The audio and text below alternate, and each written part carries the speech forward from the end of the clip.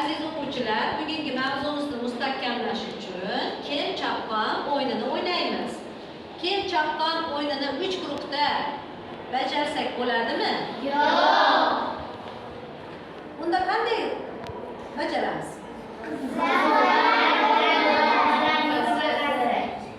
Qiz bolalar va o'g'il bolalar musobaqasi qilamizmi? Unda qizlar nomidan kim chiqadi?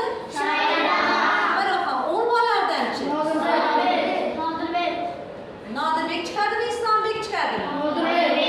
Nodirbek chiqadi. Ikkala o'quvchimizni ham taklif qilamiz. Kim chaqqon o'yini? Nodirbek chaqqonmikan yoki Shoiraxon chaqqonmikan? Demak,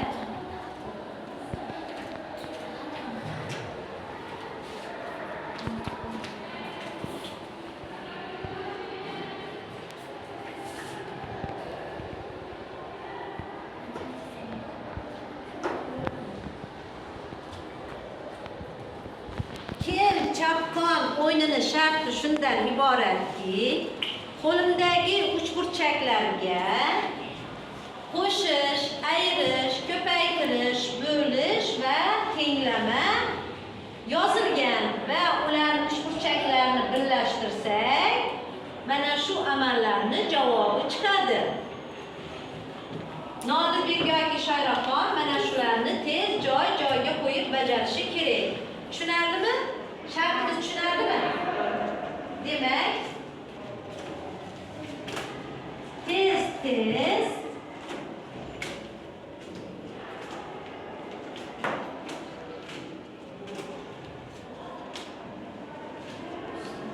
o'yin sharti tushunarli bo'lsa, o'yinni boshladik. Qo'llab-quvvatlaymiz.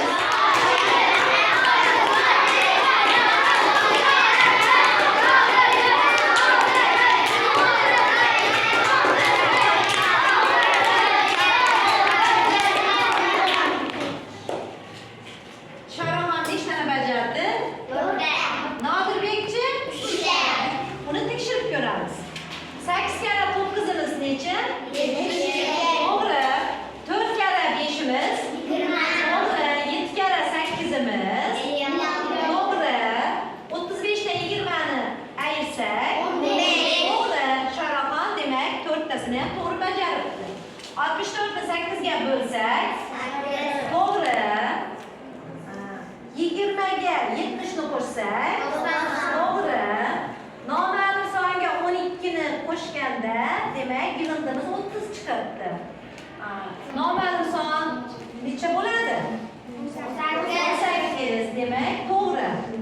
Bu shartimizda, bu o'yinimizda Shoiraxon 4 ta bajaribdi, Nodirbek 3 ta. Kim chaqqon ekan? Qizlar.